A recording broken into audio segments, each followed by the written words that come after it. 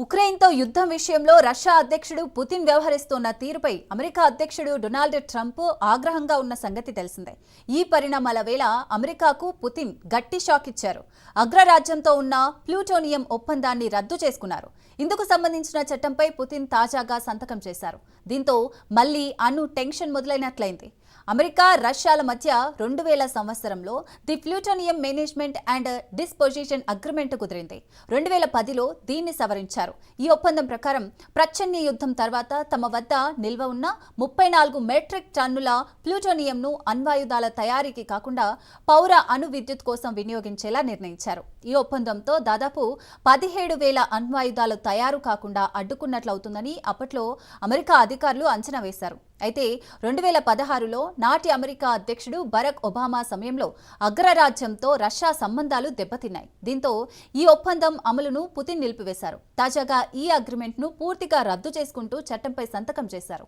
ఉక్రెయిన్తో యుద్ధం వేళ ఈ పరిణామం చర్చనీయాంశంగా మారింది. దీంతో రష్యా మళ్లీ అణ్వాయుధ తయారీని వేగవంతం చేసే అవకాశాలు కనిపిస్తున్నాయి. ఇదిలా ఉండగా ఇటీవల రష్యా అణుశక్తితో నడిచే బురోవెస్టనిక్ క్రూజ్ క్షిపణిని పరీక్షించిన సంగతి తెలిసిందే. దీనిపై ట్రంప్ తాజాగా స్పందిస్తూ పుతిన్ చర్యలపై ఆగ్రహం వ్యక్తం చేశారు. ఈ క్షిపణి ప్రయోగం తగదని, యుద్ధాన్ని ముగించడంపై రష్యా దృష్టి పెట్టాలన్నారు. ప్రపంచంలోనే అత్యంత శక్తివంతమైన మా అణు జలాంతర్గాముల రష్యా తీరానికి దగ్గరలోనే ఉన్నాయని వాళ్లకు తెలుసు. మాతో ఆటలాడొద్దు. మేం కూడా ఎవరితోనూ గొడవలు పెట్టుకోవాలనుకోవట్లేదు. ఒక్క వారంలో ముగించాల్సిన యుద్ధాన్ని పుతిన్ తన చర్యలతో 4వ సంవత్సరానికి తీసుకొస్తున్నారు. ఇప్పటికైనా క్షిపణి పరీక్షలు ఆపి యుద్ధం ముగించడంపై దృష్టి పెట్టాలి అని ట్రంప్ సూచించారు. ఈ బురోవెస్టనిక్ క్రూజ్ క్షిపణి పరీక్షల సమయంలో 15 గంటల పాటు గాల్లోనే ఉందని, 14,000 కిలోమీటర్లు ప్రయాణించింది.